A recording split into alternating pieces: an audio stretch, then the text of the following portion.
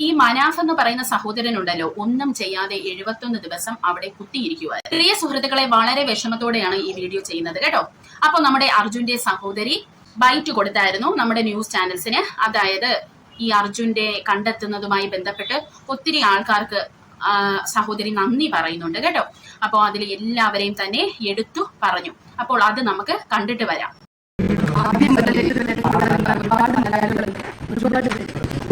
നമ്മുടെ ഗവൺമെന്റ് ആണെങ്കിലും ഇവിടെ എന്നും വന്ന് നമ്മുടെ കുടുംബത്തിന് ചേർത്ത് പിടിച്ച ഒരുപാട് ആളുകളുണ്ട്. പിന്നെ അവിടെയുള്ള ഈ ഡ്രെഡ്ജിംഗ് എന്ന് പറഞ്ഞൊരു സംഭവം നമുക്ക് സാധ്യമാക്കി തന്ന നമ്മുടെ രാഘവൻ സാർ ആണെങ്കിലും അശ്വത് സാർ ആണെങ്കിലും പ്രൊഫസർ SP നാരായണൻ, അവിടുത്തെ ജില്ലാ ഭരണകൂടം സതീശ് സാർ, അങ്ങനെ ഒരുപാട് ആളുകൾ നമ്മുടെ കൂടെ നിന്നുണ്ട്. അപ്പോൾ നിങ്ങൾ കണ്ടല്ലോ, ഇവിടെ നമ്മുടെ രണ്ട് ഗവൺമെന്റിനും നന്ദി പറയുന്നുണ്ട്. കേരള ഗവൺമെന്റ്, കർണാടക സർക്കാരിന് നന്ദി പറയുന്നുണ്ട്. പിന്നെ കുറെ ആൾക്കാരുടെ പേരുകൾ ഇവിടെ എടുത്ത് തന്നെ സഹോദരി പറയുന്നുണ്ട്. അപ്പോൾ ഇതിൽ ഒരു പേര് മിസ്സിംഗ് ആണ് കേട്ടോ. അപ്പോൾ നമ്മുടെ മാധ്യമ പ്രവർത്തകർ ആ പേര് എടുത്തു ചോദിച്ചു. മനാഫ് വളരെ വികാരഭരിതനായാണല്ലോ അർജുന്റെ കാര്യം സംസാരിച്ചത് എന്ന് മാധ്യമ പ്രവർത്തകർ എടുത്തു ചോദിക്കേണ്ടി വന്നു. അന്നേരം എന്താണ് ഈ സഹോദരി പറയുന്നതെന്നും കൂടി നമുക്ക് കണ്ടിട്ട് വരാം.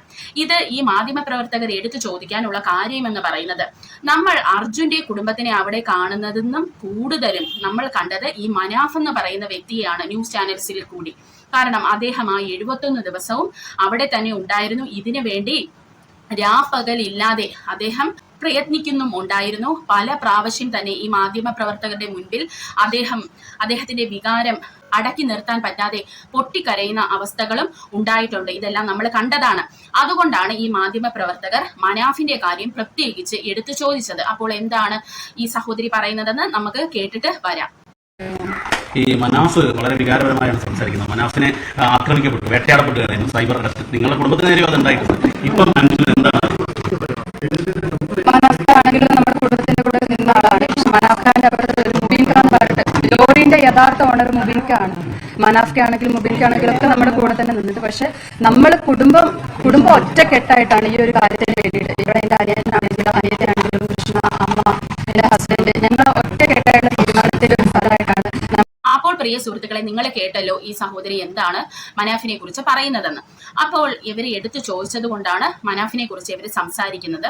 അത് കഴിഞ്ഞ് ഇവർ മനാഫിനെ വീണ്ടും ഒരു തഴയുന്ന പോലെയാണ് ഫീൽ ചെയ്തത്. എന്നിട്ട് അവര് മനാഫിന്റേതല്ല ലോറി, ബീൻ എന്ന് പറയുന്ന ആളാണ് യഥാർത്ഥ ലോറി ഓണർ എന്ന് പറയുന്നുണ്ട്. അദ്ദേഹവും ഇവരുടെ കൂടെ തന്നെ ഹെൽപ്പിന് ഉണ്ടായിരുന്നു. പക്ഷെ അദ്ദേഹം സൈലന്റ് ആയിട്ട് ഇരിക്കുകയാണ് എന്നും ഈ ഒരു സഹോദരി ഇവിടെ പറയുന്നുണ്ട്. എന്നിരുന്നാലും ഇവർക്ക് മനാഫ് എന്ന് പറയുന്ന ഈ സഹോദരന്റെ പേരെടുത്ത് പറയാൻ ഒരു ബുദ്ധിമുട്ട്. അപ്പോൾ ഒരുപക്ഷെ ഈ സഹോദരി ആദ്യം തന്നെ പേരെടുത്ത് പറയാൻ മറന്നു പോയതായിരിക്കും. കാരണം ഓൾറെഡി അവര് ഏതൊരു അവസ്ഥയിൽ കൂടിയാണ് പോകുന്നതെന്ന് നമുക്ക് എല്ലാവർക്കും മനസ്സിലാകും, അല്ലെ? അപ്പോൾ പ്രിയ സുഹൃത്തുക്കളെ, എനിക്കിവിടെ ഒരു സംശയം എന്തെന്ന് വെച്ചാൽ, ഇപ്പോൾ ഇതിലിടപെട്ട നമ്മുടെ മുഖ്യമന്ത്രി പിണറായി വിജയൻ, അല്ലെങ്കിൽ അപ്പോട്ടെ നമ്മുടെ പ്രൈം മിനിസ്റ്റർ നരേന്ദ്രമോദിയും ഇതിൽ നേരിട്ട് ഇടപെട്ടെന്ന് വെക്കുക.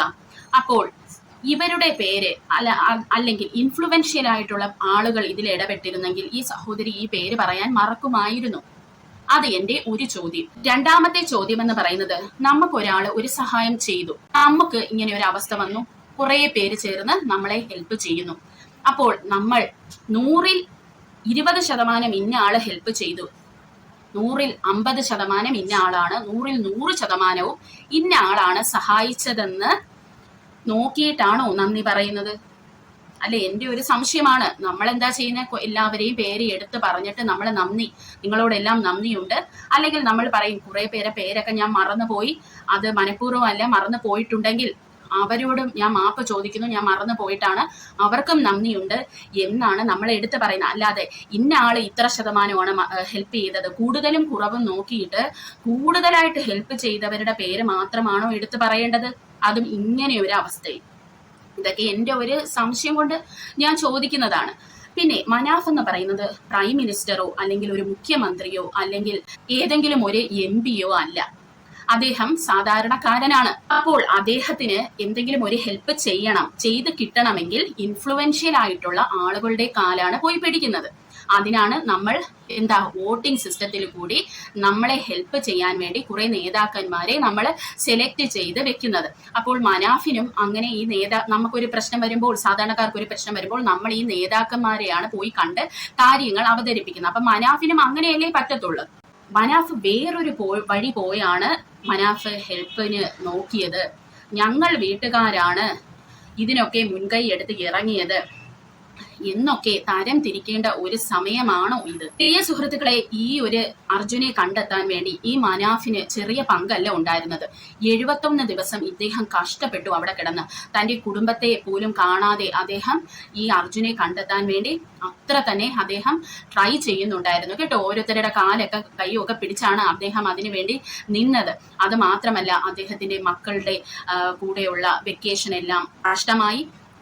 അത് മാത്രമല്ല, അദ്ദേഹം ജോലി ചെയ്തുകൊണ്ടിരുന്ന ഈ പുറമ്പോക്ക് ഭൂമിയിൽ എന്തോ ആണ് ഈ ലോറിയും കാര്യങ്ങളും അല്ലെങ്കിൽ ഈ തടിയൊക്കെ ഇട്ടിരുന്നത്, അതൊക്കെ വേറൊരാൾ കയ്യേറി അദ്ദേഹത്തിന് ഇപ്പോൾ വന്ന് പണി പോലും ഇല്ലാത്ത ഒരു അവസ്ഥയിലോട്ടാണ് മാറിയത്.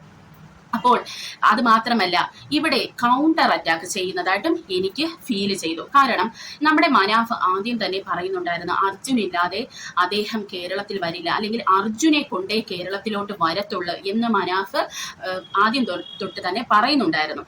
അപ്പോൾ അതിന് കൗണ്ടറായിട്ട് ഈ സഹോദരി പറയുന്നത് എന്താണെന്നും കൂടെ നമുക്ക് കേട്ടിട്ട് വരാം. ഇങ്ങനെയാണ്, അതായത് തന്റെ ഹസ്ബൻഡും ഇങ്ങനെ ഒരു കാര്യം പറഞ്ഞു.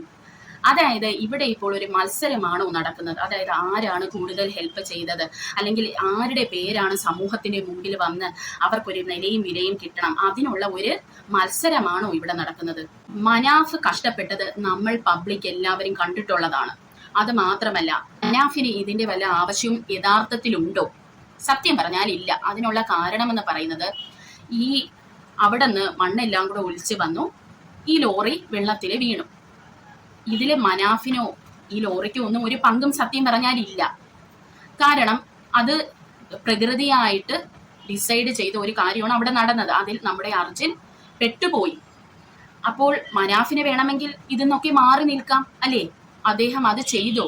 അദ്ദേഹത്തിന്റെ അണ്ടറിൽ വർക്ക് ചെയ്യുന്ന ഒരു ഡ്രൈവറാണ് നമ്മുടെ അർജുൻ എന്ന് പറയുന്നത്. ആ അർജുനെ വേണ്ടി അദ്ദേഹം ഇത്രയധികം പ്രയത്നിച്ച് അർജുന് വേണ്ടി നിന്നു. അതിന്റെ ആവശ്യമൊന്നും സത്യം പറഞ്ഞാൽ മനാഫിനില്ല. അപ്പോൾ എനിക്കിവിടെ വേറൊരു ചോദ്യമുള്ളത്, ഇത്രയും ആൾക്കാർ ഈ അർജുന്റെ സഹോദരിയെയൊക്കെ സഹായിക്കാൻ ഉണ്ട്. ഇവരിപ്പോ പറയുന്ന കേട്ടാൽ തോന്നും എല്ലാം ഹൈലി ഇൻഫ്ലുവൻഷ്യൽ ആയിട്ടുള്ള ആളുകളുടെ പേരുകളാണ് എടുത്തു പറഞ്ഞിരിക്കുന്നത്. അപ്പോൾ എനിക്ക് ഒരു ഡൗട്ട്, ഇത്രയും ആൾക്കാരൊക്കെ ഇവർക്ക് സഹായത്തിനുണ്ട്, അല്ലെങ്കിൽ ഇത്രയും ആൾക്കാരൊക്കെ ഇവർക്ക് ഹെൽപ്പിന് വന്നെങ്കിൽ ഈ അർജുനെ ഒരു ലോറി ഡ്രൈവറായി വെക്കാതെ ഇവർക്ക് എന്തെങ്കിലും ഒരു ഗവൺമെന്റ് ജോലി വാങ്ങിക്കൊടുക്കാമായിരുന്നല്ലോ. എന്നാൽ അർജുന് ലോറി ഓടിക്കാൻ പോകേണ്ടി വരുമായിരുന്നു. അപ്പോൾ ഇവരൊക്കെ എപ്പോഴാണ് വന്നത്? അർജുന്റെ ജീവൻ നഷ്ടപ്പെടും എന്നുള്ള ഒരു അവസ്ഥ വന്നപ്പോഴല്ലേ വന്നത്. മാധ്യമം വർക്ക് ചെയ്യുന്നതും പൊളിറ്റിക്സ് എല്ലാം പൊളിറ്റിക്സ് അവരുടെ പാർട്ടിക്ക് വേണ്ടി പൊളിറ്റീഷ്യൻസ് വരും, ന്യൂസ് ചാനൽസ് അവരുടെ ചാനൽ റേറ്റിംഗിന് വേണ്ടി വരും. ഇവരൊക്കെ നാളെ പോവും. പക്ഷേ ഈ മനാഫിനെ പോലെയുള്ള ആൾക്കാർ ഒരിക്കലും, നല്ല മനസ്സുള്ള ആൾക്കാരുണ്ടല്ലോ, ഒരിക്കലും വിട്ടു പോകത്തില്ല. അപ്പോൾ ഇവിടെ തൻ്റെ വീട്ടുകാർക്ക് മാത്രമാണ് ഇതിൽ പങ്ക്, അല്ലെങ്കിൽ കുറച്ച് ആൾക്കാർക്ക് മാത്രം പങ്കെന്ന് വിചാരിക്കരുത്. ഇതിൽ ഇടപെട്ടിട്ടുള്ള കുറേ ആൾക്കാരുണ്ട്. അതായത് വീട്ടിൽ പോലും ഇരിക്കുന്നവര് കമന്റിൽ കൂടി വരെ സപ്പോർട്ട് ചെയ്ത് ഇതിനെ എങ്ങനെയെങ്കിലും ഈ അർജുനെ കണ്ടെത്തണമെന്ന് പറഞ്ഞ ഓരോ ആൾക്കാർക്കും ഇതില് പങ്കുണ്ട്. അവരെല്ലാം നമ്മളെ ഇൻഡയറക്റ്റ് ആയിട്ട് സഹായിച്ചിരിക്കുന്നുണ്ട്. അപ്പൊ എല്ലാവർക്കുമാണ് നന്ദി പറയേണ്ടത്. അല്ലാതെ ഇത്ര ശതമാനം ഇന്ന ആളാണ് കൂടുതൽ സഹായിച്ചത്, അല്ലെങ്കിൽ ഞാൻ പറഞ്ഞ വഴിയെ പോയി അല്ല അവൻ സഹായം അഭ്യർത്ഥിച്ചത്, അവൻ അവന്റെ വഴിയെ പോയി, അങ്ങനെയൊന്നും തരം തിരിക്കരുതെന്നാണ് എനിക്ക് പറയാനുള്ളത്. പ്രിയ സുഹൃത്തുക്കളെ, ഇതാണ് പല ആൾക്കാരും മറ്റുള്ളവരെ സഹായിക്കാൻ മടിക്കുന്നത്. ഒന്നെന്ന് പറയുന്നത്, ആ സഹായം വെള്ളത്തിൽ വരച്ച വര പോലെയാകും. പിന്നെ അതിൽ കുറെ കുറ്റവും കുറവും കണ്ടെത്തുകയും ചെയ്യും. അതിനെ അളക്കും എത്ര സഹായിച്ചെന്നുള്ളത്. അതുകൊണ്ടാണ് മിക്കുള്ളവരും സഹായിക്കാത്തത്. അപ്പോൾ ഈ സഹോദരനോട് പറയാനുള്ളത്, സഹോദര, നിങ്ങൾ ചെയ്തതൊക്കെ ഈ സമൂഹം കണ്ടതാണ്. അതുകൊണ്ട് തന്നെ നിങ്ങൾ സമാധാനമായി നിങ്ങളുടെ ജീവിതവുമായി നിങ്ങൾ മുന്നോട്ട് പോകണം. നിങ്ങൾ ഒരു കാര്യം മനസ്സിൽ ചിന്തിക്കണം, നിങ്ങൾക്ക് ഇതിൽ 1% പോലും പങ്കില്ല. നിങ്ങൾക്ക് ഇതിൻ്റെ ഒന്നും ഒരു ആവശ്യവും സത്യം പറഞ്ഞാൽ ഇല്ലായിരുന്നു. എന്നിട്ടും നിങ്ങൾ നിങ്ങളുടെ മാക്സിമത്തിൽ കൂടുതൽ ചെയ്തു. അത് നിങ്ങൾ വിശ്വസിക്കുന്ന നിങ്ങളുടെ ദൈവവും കണ്ടിട്ടുണ്ട്, നിങ്ങൾക്കും സ്വയം അറിയാം, നിങ്ങളുടെ കുടുംബത്തിനും അറിയാം, നമ്മൾ നാട്ടുകാർക്കും അറിയാം. അതായത് തനിക്ക് ഇതിൽ എന്തെങ്കിലും പങ്കുണ്ട്, അല്ലെങ്കിൽ എന്റെ ലോറി ഓടിച്ചിട്ടല്ലേ അർജുൻ ഇങ്ങനെ പറ്റിയത് എന്നൊന്നും ചിന്തിക്കേണ്ട ആവശ്യമില്ല. കാരണം അതിനൊന്നും അവിടെ പ്രസക്തിയില്ല. ഇതെല്ലാം നടന്നത് ആ ഒരു മലയിടിച്ചില് കാരണമാണ്. അപ്പോൾ പാസ്റ്റ് ആണ്. ഇനി അതും ഓർത്ത് അല്ലെങ്കിൽ ദുഃഖിക്കേണ്ട ആവശ്യമൊന്നുമില്ല. ഇദ്ദേഹത്തിന്റെ ലൈഫുമായിട്ട് നല്ല അടിച്ചു പൊളിച്ച് മുന്നോട്ട് പോവുകയാണ് വേണ്ടത്. അപ്പോൾ അടുത്ത ഒരു വീഡിയോയിൽ നമുക്ക് കാണാം.